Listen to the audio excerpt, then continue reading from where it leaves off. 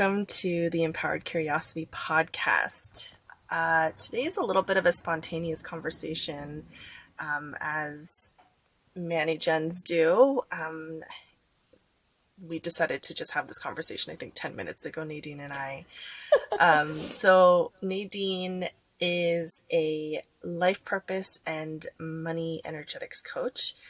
And I have invited her to come teach the energetics of money workshop with me on June 25th and 26th. So if you're listening to this before then, you'll definitely want to check out our workshop. But I was inspired to share my money wound story. I think that money is one of those spaces that still feels incredibly taboo to talk about. It feels like people don't really talk about the squishy, messy, in-between phases of shifting from one perspective to another when it comes to money. And I'm in one of Nadine's containers, which is the Money Sanctuary.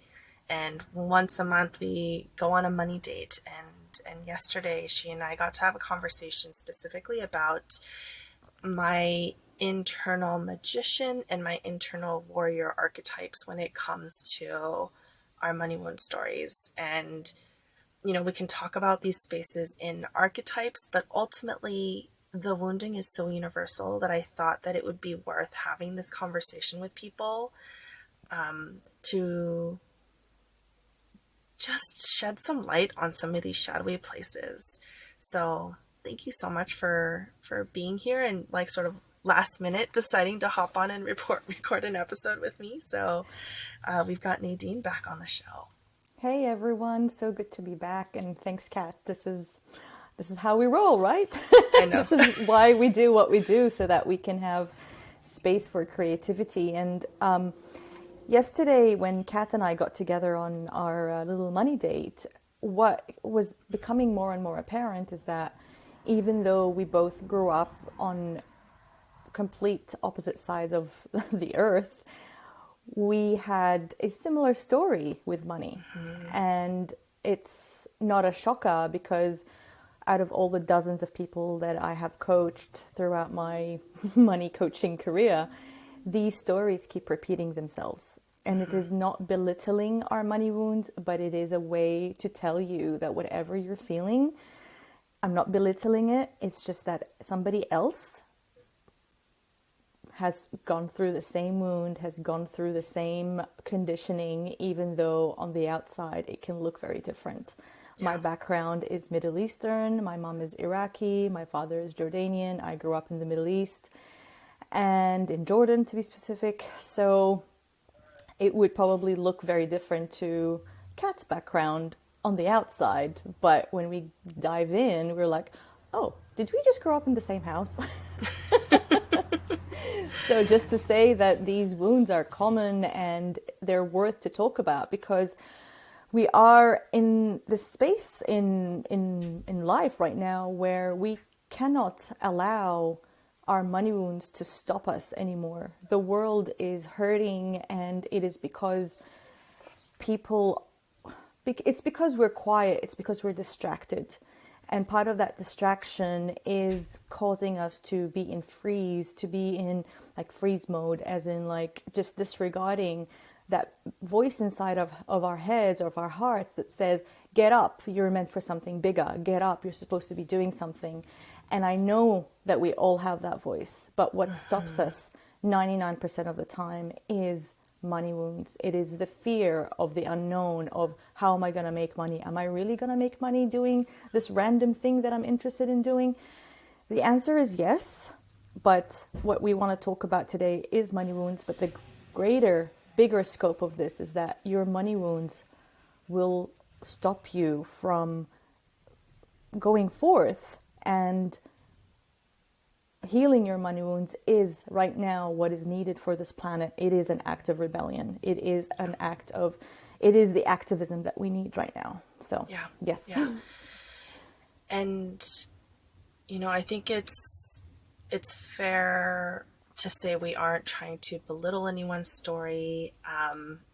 And in fact, I think we're actually trying to normalize these stories. Yes. When we hide things in shadow, when we don't talk about things, we have a tendency to think that my story is so unique and so nobody is going to understand me. And when we start bringing these stories out to the light, to the surface, we start to see that actually, like, this is normal. And one of the things that you've told me on this money date and previous money dates that we've been on is, and by money date, it's like a group coaching sort of space, right? So everyone comes once a month and we share sort of our stories about what's been coming up for us, what sort of systems we're implementing, what sort of internal shifts we've been making on our own. And when we start bringing these things to the surface, sharing them in community and sharing them in a space where there's no judgment, where there's no shame, we are able to see that actually this is a normal thing. And not only is it normal, is it's helped you survive. And so I thought it'd be a great premise for an episode here if, we sort of each sat in the telling of our money wound stories, and and sort of talk about our point A and talk about our point B where we are now, and in the context of we're both spiritual entrepreneurs, and so we're not relying on a steady paycheck, and so there's this co-creative energy that we have to tap into with spirit, with universe. And so there is a very sticky place that we could go to with money because we don't have steady paychecks. And what we've learned from that space, I think, would be a really interesting topic of conversation. So Yep. I'm feeling kind of vulnerable. Oh, me too. I'm feeling quite vulnerable, but it's our stories need to be said, as you say, as you mentioned, it is to normalize. And how many times have we listened to somebody else's story and made us feel seen, even though we haven't even met that person? It just made me, like, so many instances on podcasts, articles, whatever. I'm like, oh my God, I'm normal. And that, just that, the solution of that shame in itself is just lighter. Yeah. And Yeah. what happens when we have light spaces? There's more space for creativity, for Absolutely. innovation, for healing. Yeah. So, do you want to sit in the hot seat first, or do you want me to sit in the hot seat? Which would I'll you go. prefer? Yeah? I'll go. Yep, let's do Cool. it. So, you had already mentioned that you grew up with a Jordanian father, right? Iraqi mother, grew up in Jordan. And so, can you share a little bit about the, I guess, the family of origin story? So, what kind of beliefs were handed down to you, and how that was culturally dictated, and how that applies to money wounds that you carried well into adulthood beyond your childhood? Whoa. I Good know, big question. question. Big Big question. question. Okay. All right. So, my money story is a two-parter. The first part is what happened between the four walls of the family home. And the second part, which I'm going to start talking about now, is what was happening outside of the house, which is pretty much what was happening in the Middle East in the 80s and early 90s. You might or might not know, but it was a time of turmoil. It always is a time of turmoil there, but it was especially a vulnerable time over there with the Gulf War in the early 90s, and then there was a more political, economical stuff happening in the 80s. So we grew up with oh gosh, there was scarcity everywhere around us. There was scarcity of resources, and there's panhandlers everywhere. And as a kid, I just always felt like, oh my God, I have it really hard at home, but look at these people. And that kind of made me feel guilty. And they would come to your door and ask for things that you're not using. And like it terrified me as a kid. I just felt do they want my things? But I don't have much. And it was just very scary. But also, there was many refugee camps that were set up around the city where I grew up in Amman. And so it was very obvious around us. And the thing is, like, my parents would take me to the refugee camps to see when I refused to finish my dinner. So it was like that, like horror story of like, look how well you have it. And I was like, yes, I'm very grateful, but I'm being, there's some kind of abuse happening in this house. So it was very contradictory for me, where I was telling myself that I was wrong for feeling what I was feeling on the outside, because look at all these people around us, and then on the inside at home it was also hard, like we grew up, I would say, middle class. Both my parents worked. They're both engineers, and at the time I think money was okay. However, my dad is a tyrant. He is the typical tyrant archetype. So later on in my career as a money coach, I was able to self-diagnose everything we went through as kids as typical financial abuse. Mm-hmm. So there was a lot of manipulation when it came to money, manipulating us. I was the firstborn, and I looked like my mom. So I received similar, maltreatment like my mom did. There was a lot of abuse in the house. There was a lot of like women don't go out to work kind of mentality. However, he was okay using her paycheck, like no worries with that, but he didn't want her to leave. I don't know. It was just so conflicting. Lots of fighting over money, lots of like so much, like if I wanted something, or if at school we were asked for something extra, like, oh, you need to go out and buy this book, or hey, your shoes are not suitable. Oh my God, that would send me into just this emotional, like, downward spiral of like, oh my God, now I have to go home and I have to do this, and then I have to ask him, and then he's going to say no, and then I'm going to do this. So it's like the tiniest little thing that happens my mind would translate it into money. Mm-hmm. And then it would translate it into my dad saying no, and me begging, and then my parents fighting. And then, like it was awful. It was really, really awful. Yeah. And it just continued into my teens. And again, like in the Middle East, things were up and down. So my dad had moments where he didn't have work. He was sitting around the house. That was terrible. My mom is a nicer person in general. And when she started her own architecture practice, people were flocking to her because she's a really good architect. So that created more struggle between my parents at home, because she was doing well and he wasn't. And he was doing well, but she was doing well on a different level. And that created a lot of jealousy for him. So more and more and more and more fighting around money. And again, like it was sacrilege for me to ask for money, sacrilege for me to ask for something extra. I mean, that's just surface level. I don't even know where to begin, when it's like, oh, where do I even start with this? But it was hell, pretty much. Yeah. And yeah.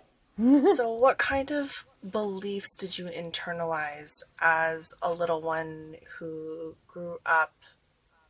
I think the things that people will recognize in their own story is perhaps the story of scarcity, comparison with other people who don't have as much as you do. And these ideas around women and money.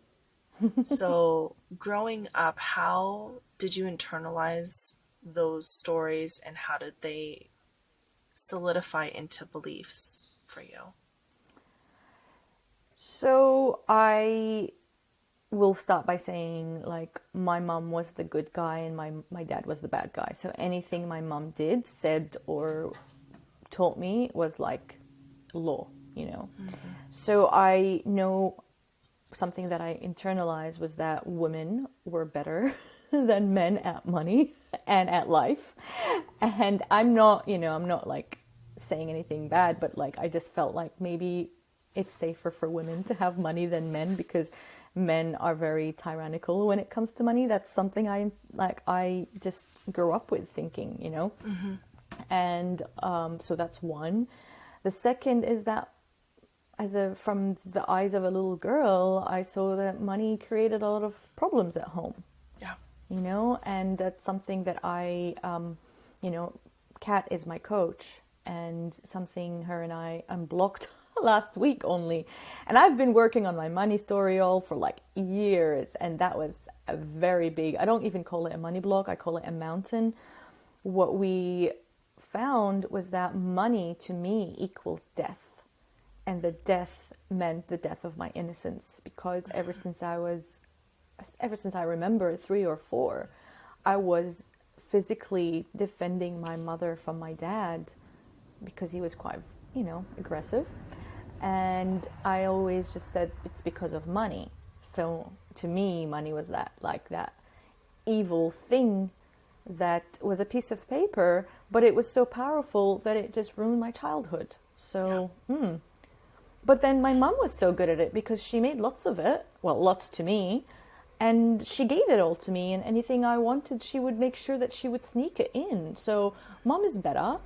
And yeah, like these little, you know, like from a perspective of a child, Yeah. I'm sure there's more. Yeah. And I think that that's the thing that we don't really realize until we start unpacking our money wound stories is how money is just a piece of paper, how money is a number on a digital screen, and yet we apply so many different layers of meaning to it. And so for you, you're wanting to make money in your business, of course, because that is one of the reasons why spiritual entrepreneurs open up a business. And yet there was this subconscious part of you that was saying, if I make money, that equals some form of death. And for you, that death was innocence. And so there's almost like you're sending spirit, universe, however you want to characterize the thing that you're in co-creative dance with, you're sending that a very mixed message of I want money and I don't want it at the same time, which is a very confusing thing to put out there energetically. And this is something that I see so much in my clients is this mixed messaging of I want this and I need this, but I can't have it. And so we aren't very clear about what it is that we actually want and what we want to set our compass and our alignment towards. And so clearing those money blocks, money wounds, money mountains allows you to actually step into the energy of like what money wants to do, which is enter your life. Something I realized since we uncovered that was, so it's funny. So it's not like I was not making any money in my business. I was making, you know, enough. Of However, course. I asked myself, what does this, the number that I'm plateauing at, something in my subconscious was saying something was very familiar with it. And I realized that that was exactly the number I was plateauing at, was exactly the amount of money I was making in my highest paying employment. Ah, My nervous system was happy with that amount. When I was saying I would like to make more, that's when it was like, rah, no, this is death. What are you doing? But in my years on the, like when I was employed, I obviously went up, you know, obviously, but I went up the ladder. Let's say I was working at just doing money stuff for higher education in New Orleans and in Melbourne, but I started at a level and then I went up incrementally, and that highest point was where I'm stuck. yeah. It's insane. And how interesting, right? Very. And I this makes me want to take a bit of a tangent to, because you and I are nervous system nerds and not everyone may be understanding our languaging around it. I want to take a little bit of a tangent to talk a little bit about the nervous system and why your nervous system had decided like this is safe. So essentially, our nervous system is split up in, and this is all automatic. This is like you don't have to think about, your heart has to beat and you have to take a breath and, you're sending blood flow to your brain.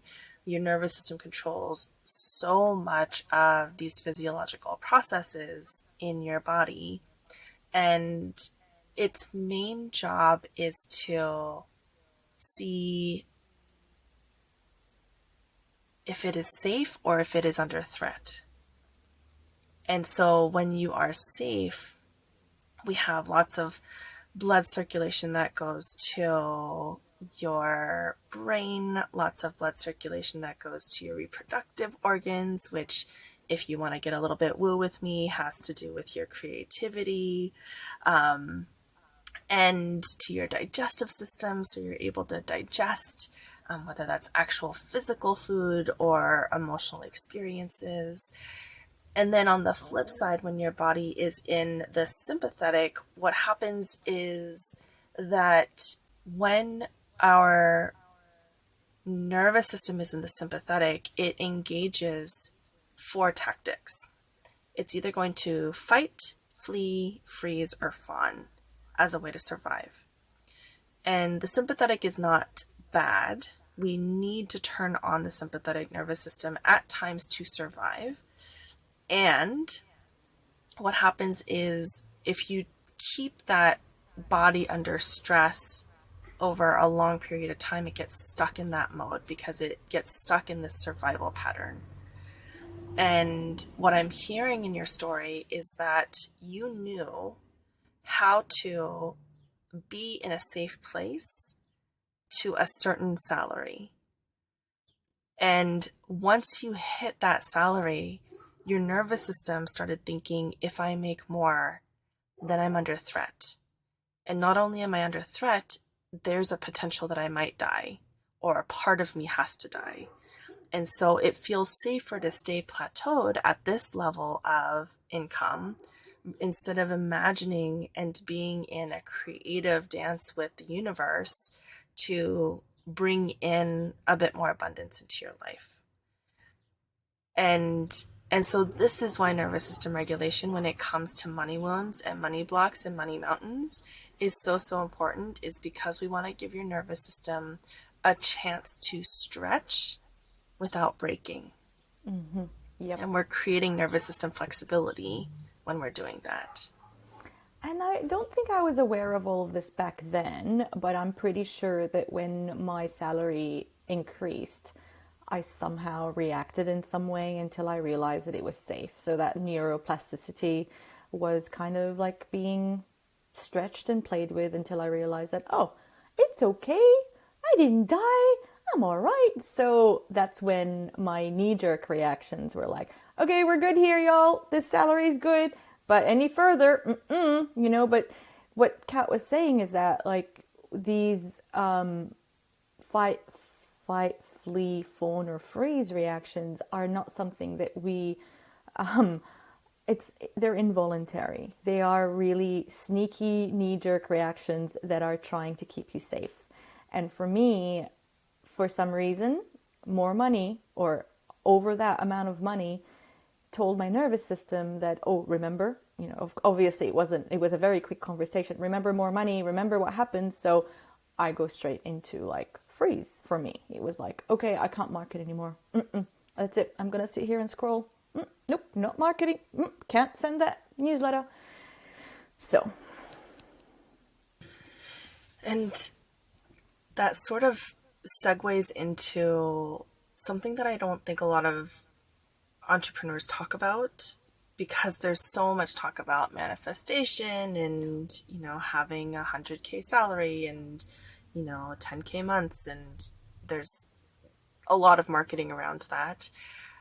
I will say that I've had a very, very similar experience in that the most dysregulating moments in my coaching business, specifically with Empowered Curiosity, has been when there's been abundance. And so it's so funny how, like, we often are trying to run away from scarcity, but then we forget that actually with abundance also comes dysregulation. And so the two moments that I'm thinking of specifically is the first time I hit a 10K month. I have no idea where that money went. Like, I looked at my bank account, my business bank account at the end of that month, and it was zeroed out, and I have no idea where the 10K went. And I'm sure that I spent it in some way to invest in the company, but I think that there was this unconscious need to just get rid of the money because it didn't feel safe, and to bring it back down to that plateau as you were talking about. And so luckily I had done enough nervous system work to at the end of the month be like, oh, this is an interesting thing.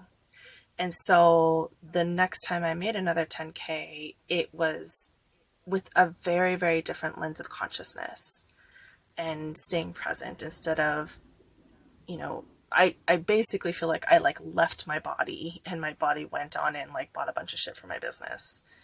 Um, the second time that felt super dysregulating to my nervous system is when I put out feelers for Business Alchemist mentorship, and I was like, I would love if I could get 3 people, and I had 11 people sign up. um, and that was a level of abundance that I hadn't really been expecting right off the bat, but because I had been able to move through that 10K month and then several 10K months after that, and now 10K is sort of like the bottom line of what I make on a monthly basis. Um, the the the dysregulation was less about money and more about, oh my god, this is the thing that I'm meant to do, and am I allowed to actually step into my purpose? And so I know this is like totally your jam, Nadine, because it's like where purpose and money intersect, right? And I want to say that because I think that there's a lot of shame and guilt around people who actually get to the place that they are wanting to get to and don't know what to do with it at that point. And so it's okay, it's normal, and your work is to continue to flex and lean into that nervous system regulation work so that that story doesn't keep you stuck in a certain space that is no longer serving you. I can go in so many different directions after this. That just makes me think about how marketing for entrepreneurs these days, like, hi, I just made 10K, and so can you, so just buy my formula. And then I have clients that come and say, hey, I did that and it didn't work, what's wrong with me? Okay, there's nothing wrong with you. It's everything Kat just said. So, if you've ever bought a course or worked with someone that promised you something and you weren't able to attain it, it's not because they're wrong, it's not because you're broken, it's just that there is something in your conditioning that is preventing you from that, and it's somehow, in some twisted, weird way, it is keeping you safe because your nervous system doesn't care about you thriving. Its job is to keep you surviving. And if it perceives anything as threat, oh, it's going to sabotage it. And I don't mean it in a negative way. I just mean that it is going to put together a set of events that will make you, stop. And sometimes my clients, they actually fall sick before a launch. Sometimes me, for example, I just get this mental block before something big, and I go straight into freeze, and it's not cool. But I do appreciate that it's protecting me from something, and I have a conversation with these protector parts. It's not about tapping or journaling or meditating my way through it. These things work.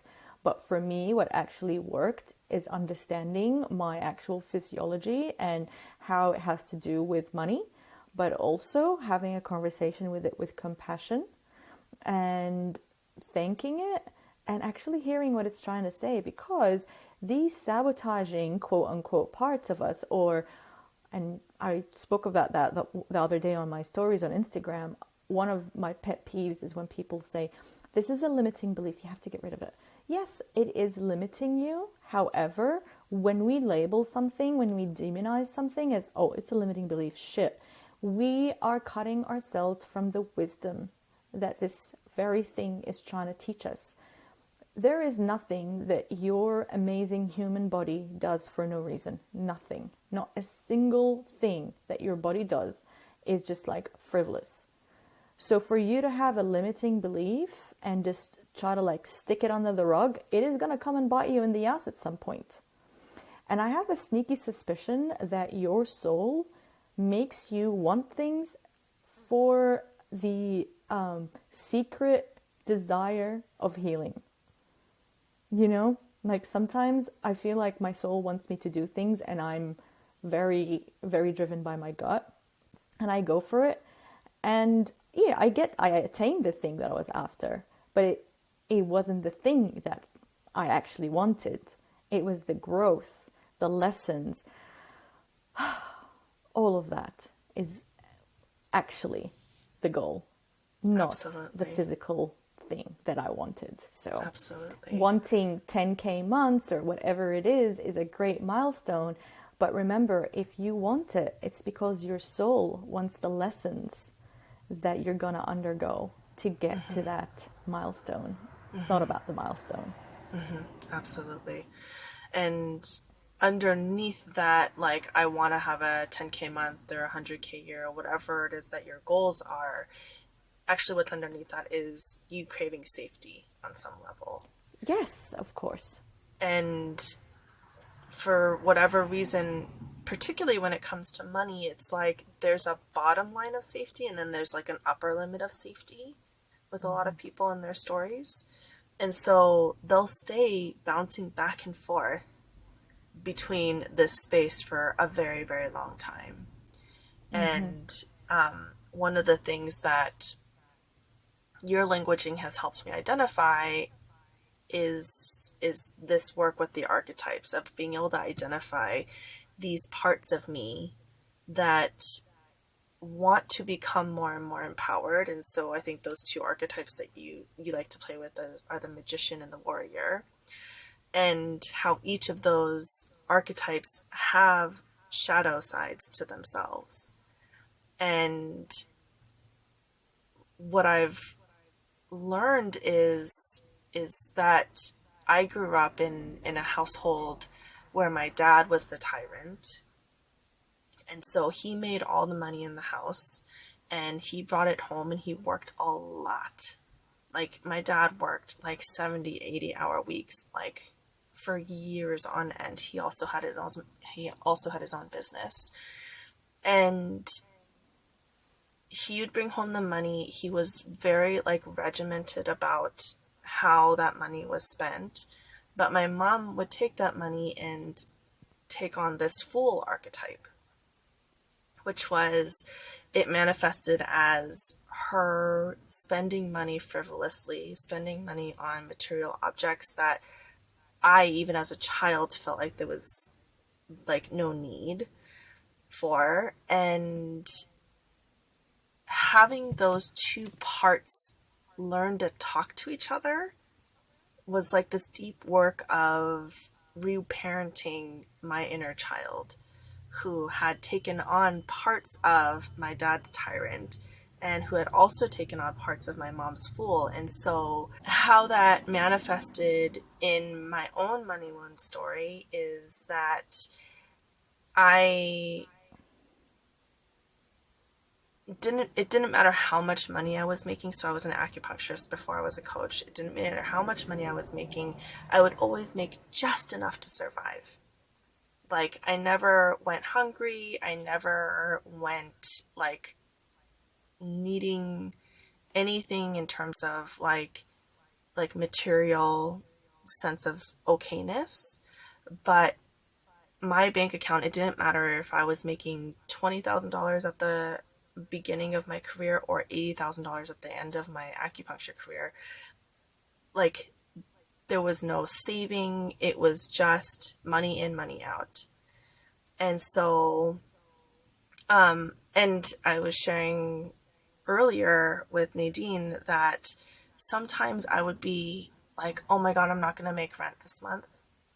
And I would make almost exactly like to the penny of what I would need to make rent that month. And so there was this weird relationship with money where I would trust it to come in, but I didn't trust myself to hold on to it. And also had a story around, if I am going to make money, then it's going to come from sacrifice, because I had watched my dad want to spend time with the family but couldn't spend time with the family because he was working so much.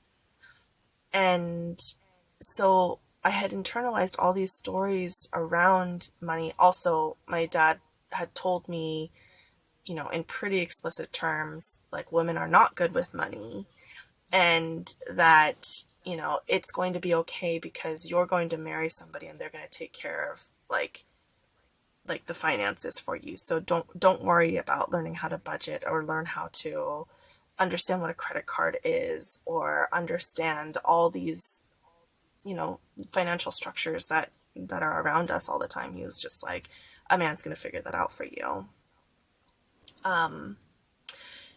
And so again, it was like this very cloudy message that I was sending out to the universe of, like, I would like to be abundant, but only up to a certain amount. And that certain amount was just at like right above survival level.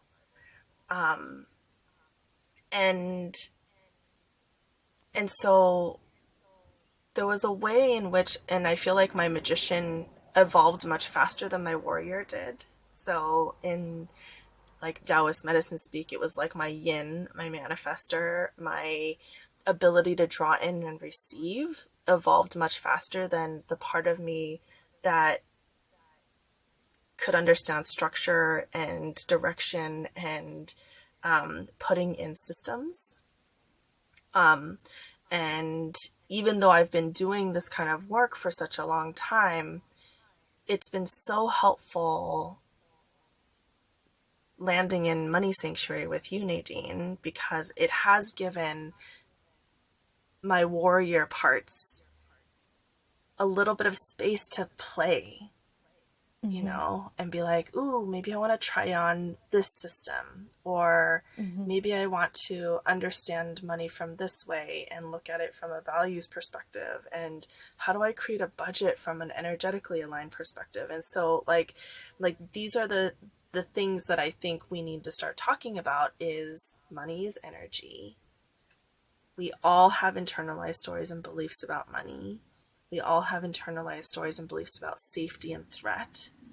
And they all manifest, especially as spiritual entrepreneurs, in our ability to receive and save, and also invest money in ways that Mm-hmm. are energetically aligned and ethically aligned for ourselves. And what just came up to me now was that your warrior was never safe to play because your dad pretty much told you it isn't. Mm, Right? Your yeah. warrior was like, okay, I'm not safe to come out, so I'm just going to stay here. It's not safe for a woman to know all this because dad said, Mm-hmm. like, even though now logically we know that dad was not right, but from a 4, 5, 6 year old perspective of Kat, like, dad's right. Of course, dad's right and mom's right. They're your parents. Mm-hmm. You were supposed to like listen to them. Mm-hmm. So yeah, wow. It's so when you unpack it this way, it's like, oh, well, no wonder. Yeah. But then without seeing the head of the nail, how do you know where to hit it if Yeah. it's covered in dust, right? Yeah. So yes, awareness is not the end all and be all, but it is definitely the beginning of our healing journey. Absolutely.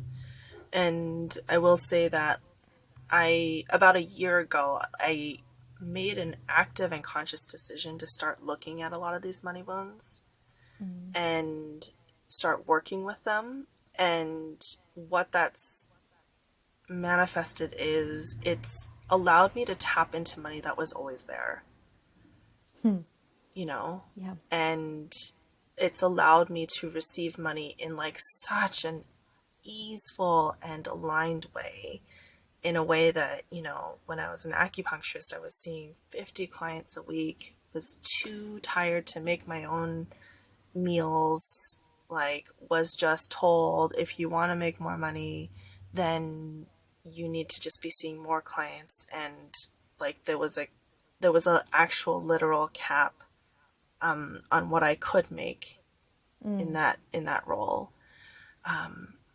And now, having shifted over to coaching and really being in a creative space of the offers that I want to put out and the clients that I want to work with, has allowed me to just tap into a river of money that has always felt like it's been there and has always felt like it has been my birthright. And with that comes a bit of responsibility in how I also spend money and teach other people how to speak about money.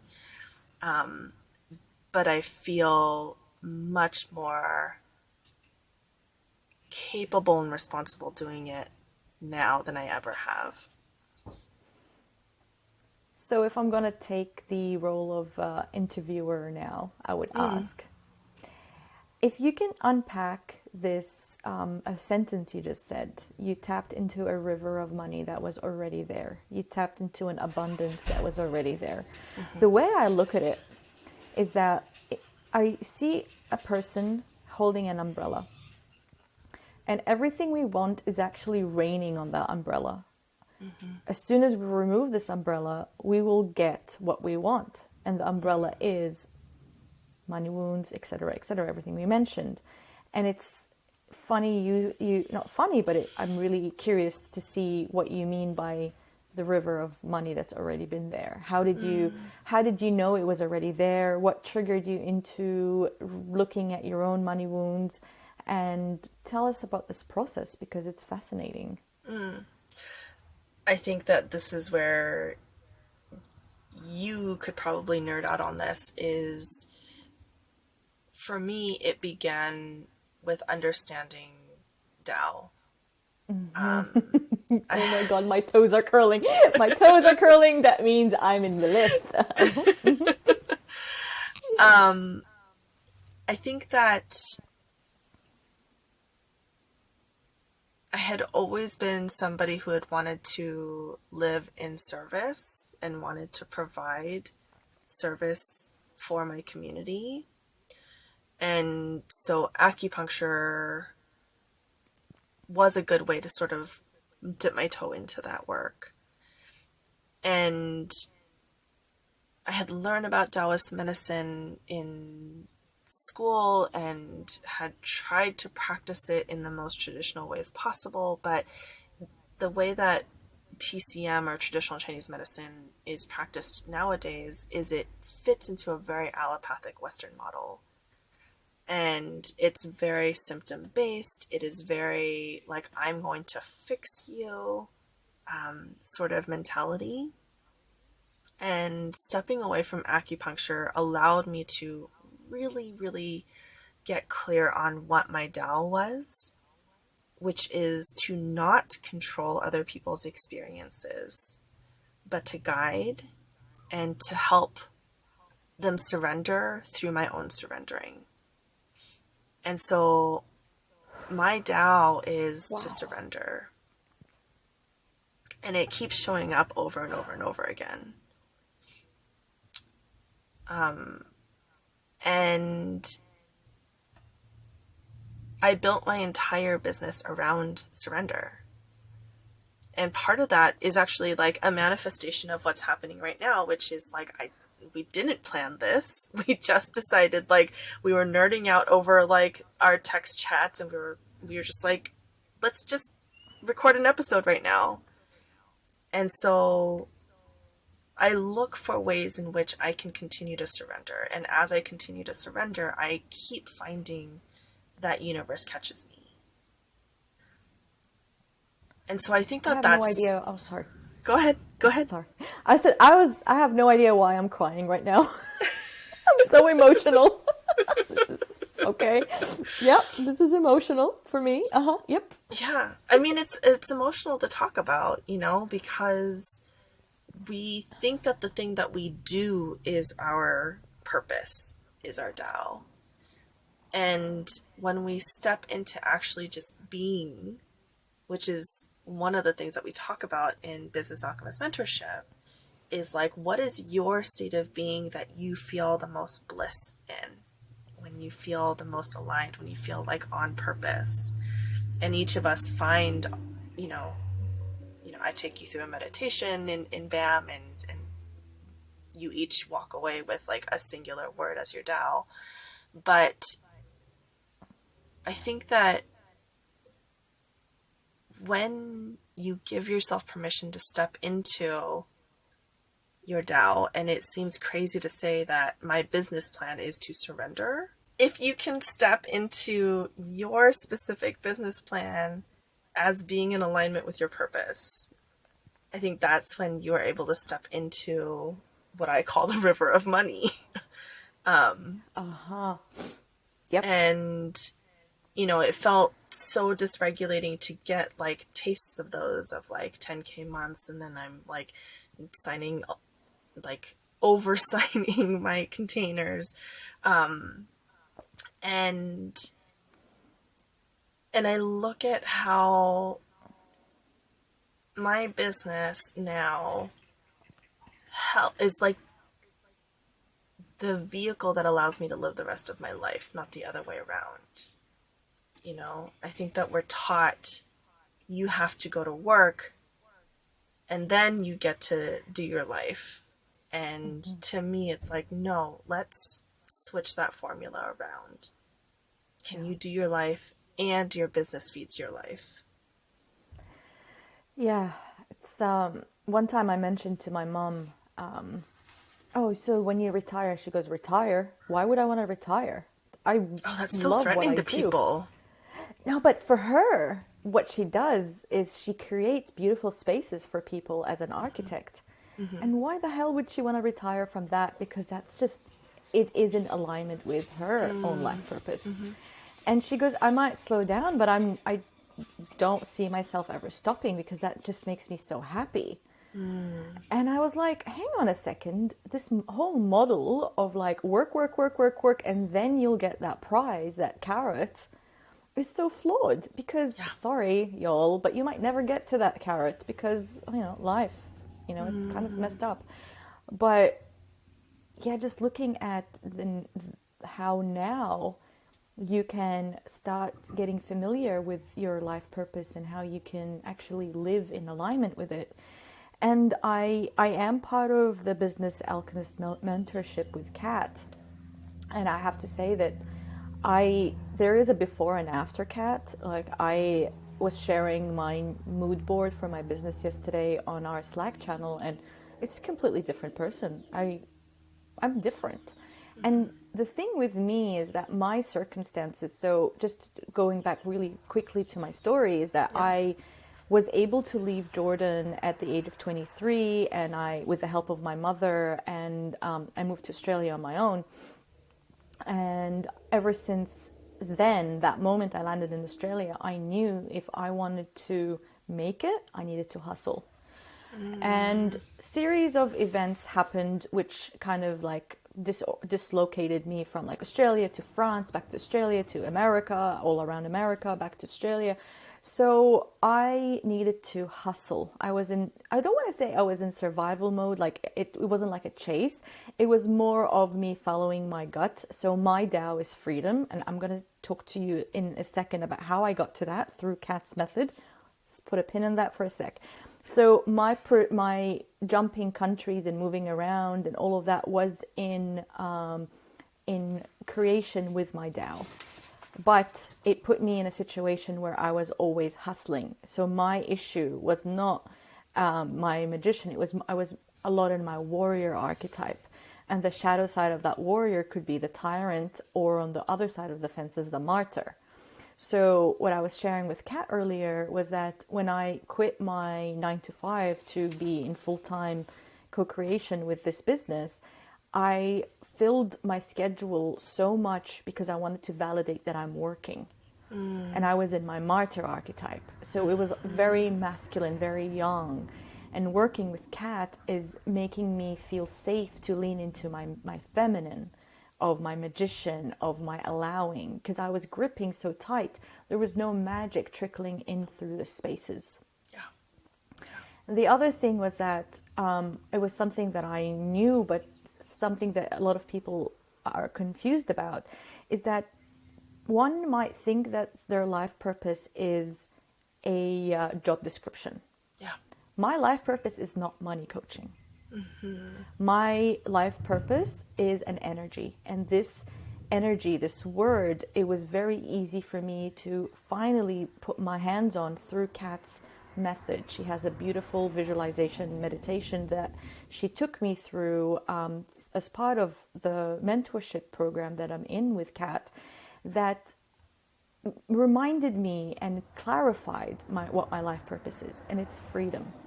The vehicle by which I communicate this freedom it might look different. Like me and, let's say, Jane have life purpose, both of us have freedom, but we will communicate this freedom energy into the world in different ways. For me, it's freeing people from their money wounds.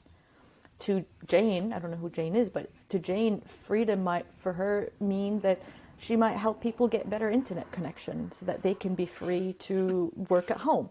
Like, this is a very basic way in saying that even in a 9 to 5, you can still exercise and express your life purpose. And it's not like that one job that you're going to find on seek.com or like this crazy thing. It's an energy. Yeah. Yeah. I No, can go and on all day about this. yeah, and I think that this is where the intersection of both our work is such a fun place to play, is because so many people, especially in the spiritual entrepreneurial world, it's like y'all are leaving these spaces that felt too tight, that felt like had you boxed in, that felt like you couldn't express who you fully were or show up fully as yourself. And you're moving into these spaces in such a brave way. And you wouldn't be doing this if you weren't led by Tao, if you weren't led by purpose. And so I think that there's such a fertile space for Nadine and I to have these conversations, because we're all essentially talking about the same thing. You know, if you're looking at it on like a Venn diagram, it's like on my side, it's like spiritual business and Tao in that like little center, I don't know, bubble. And then for Nadine, it's like Tao and money. And, Yes. I think that if we can keep circling back to this idea of Tao and what is your specific energy that you're meant to hold in this lifetime, because we all came into this world knowing what your Tao is. I truly believe that. I think that, like, day one, you know what your Tao is. And part of our hero's journey is that we all get pulled away from our Tao and receive wounding on the opposite end of our Tao. And so for me, like, control was such a huge part of my life. And there were so For me, many it was things. And restriction. yeah, yeah.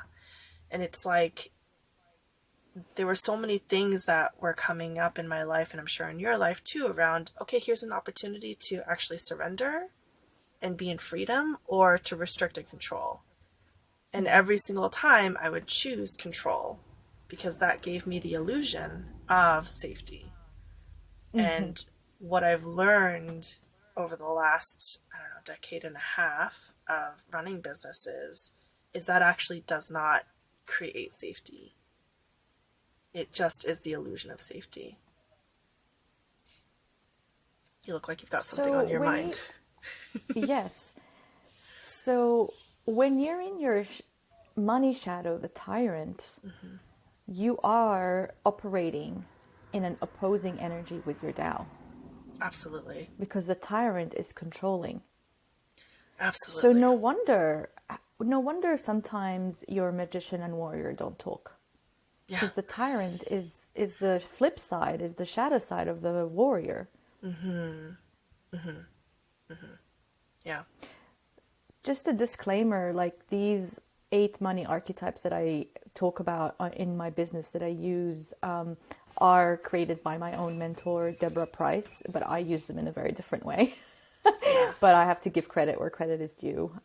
Thanks, I Deborah. think you actually expand on her work Oh, yeah, in a really I beautiful do. way. But it's Yeah. just like tarot cards, whoever Yeah. created the tarot cards. And then people just ran off with the idea. So Yeah. yeah, when your magician is like, oh my God, she is falling into the tyrant, of course there's going to be a dissonance between them, right? And I would do And this my thing tyrant, oh, too. And I think that this would resonate with folks too, is like I would go through binge and restrict cycles, of yeah, like being really tyrannical with my money and then like blowing it all on, I don't know, like I bought a scooter once, like, that I didn't need. And so I think that we have these ways in which like to release the stagnation of one, we almost like swing the pendulum to the complete opposite side. 100%. So I call this in my practice yo-yo budgeting.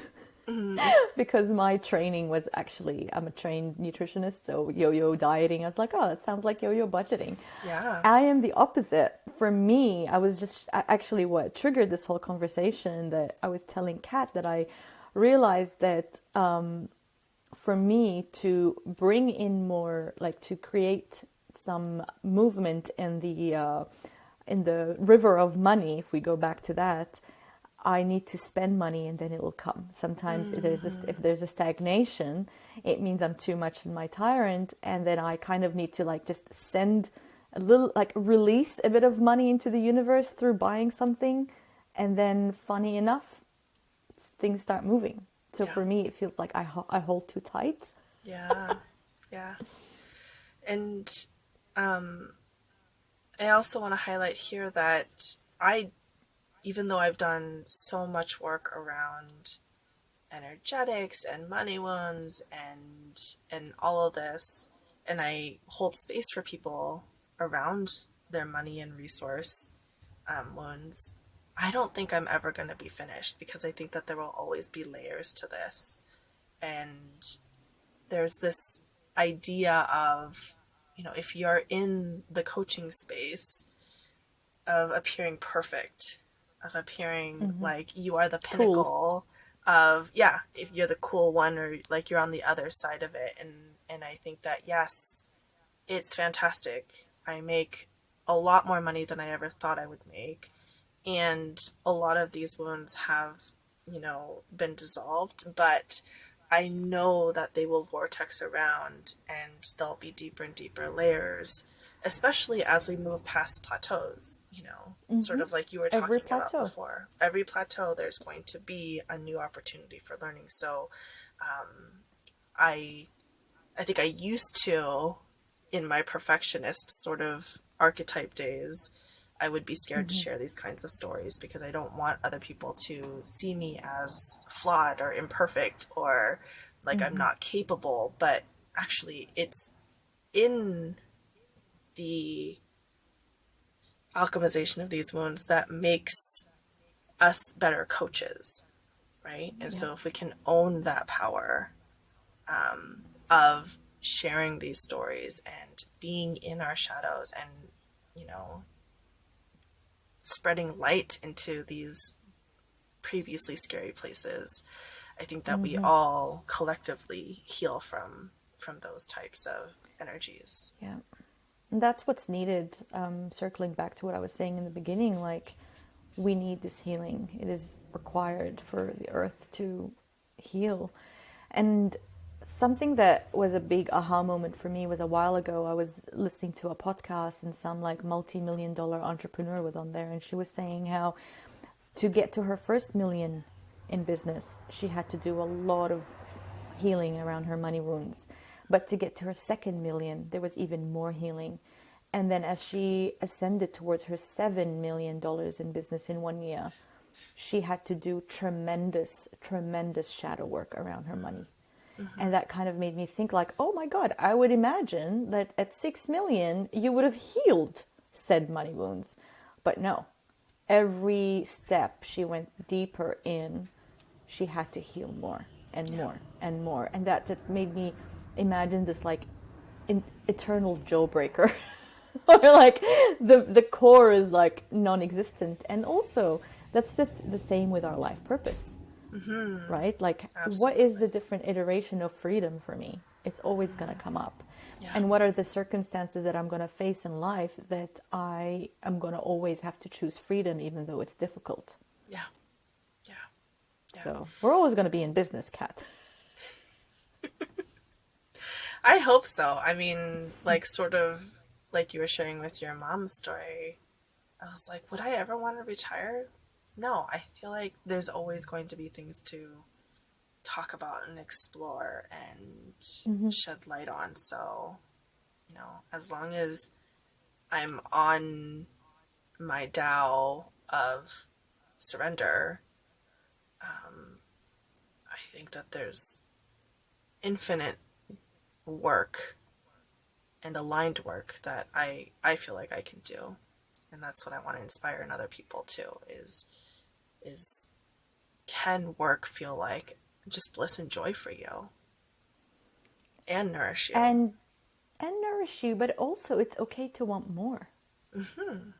I have clients that go, "Oh, is it allowed? Am I allowed to want more? Like, I got to this milestone. Is it okay?" I'm like, "Sorry, I mean, it's not really up to you. If your soul wants something, it wants something. So there's always going to be that up level. Yeah. It's really not up to us." Yeah. Yeah. I love that. I love it.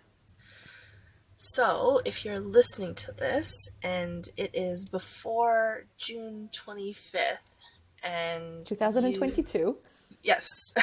Um, and you would like to work on some of these deeper, shadowy aspects of your money story, we have a workshop for you. So I have invited Nadine as the life purpose and money energetics coach. And then I've also invited the two women from Kenza Collective. They are Tiffany Jones and Beth Gomery. And Tiffany is an operations mentor, and Beth is an accountant with, gosh, she's like the fairy godmother of small businesses. I mean, she's got 25, 30 years of experience as an accountant.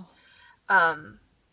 And we want to look at money specifically for a small business, spiritual entrepreneur, and give you both the yin and the yang. And so yin meaning some of the like juicy stuff that Nadine and I went into in this conversation around energy and resources and how can you invite in your own river of money. And the yang aspects is what Kenza is going to bring on, which is about how do you set up the financial structure of a small business? What are the questions that you want to ask somebody who has 30 plus 25, 30 years of experience? I can't remember exactly what the number is. And, you know, like bring your questions both energetically or like tangibles.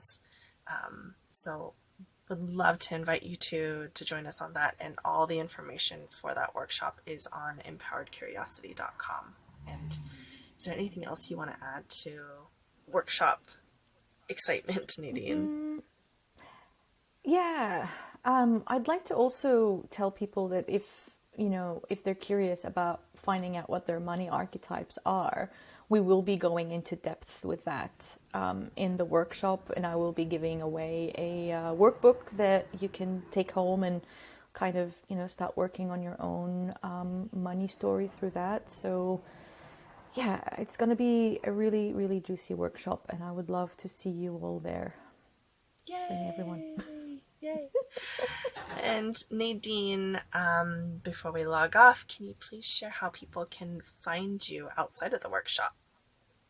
Sure. So you can find me on my website. It's www.saveamillioncents.com. And on Instagram, my handle. It's Save a Million Cents is my handle. Awesome. With lots of S's and T's, huh? Instagram handle. Yeah, yeah. But yeah, so yeah, I mean, jump on there, send me a DM. Tell me what you thought of this episode, if something jumped up at you, and maybe I'll see you all at the workshop. That'll be cool. Wonderful. Well, thank you for joining me on this impromptu podcast recording. It was so much fun. I mean, it's always fun to connect with you, but yeah, this felt like a big vulnerable share for both of us, I feel like. Yeah, I still feel a bit naked, but yeah, thanks for having me.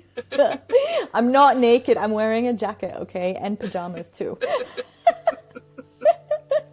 But thank you for having me, and I love how spontaneous this is, and it it's 100% in alignment with my Tao of I am free to do whatever the heck I want, meaning I can jump on a podcast with you if I want to. Yeah. So yeah.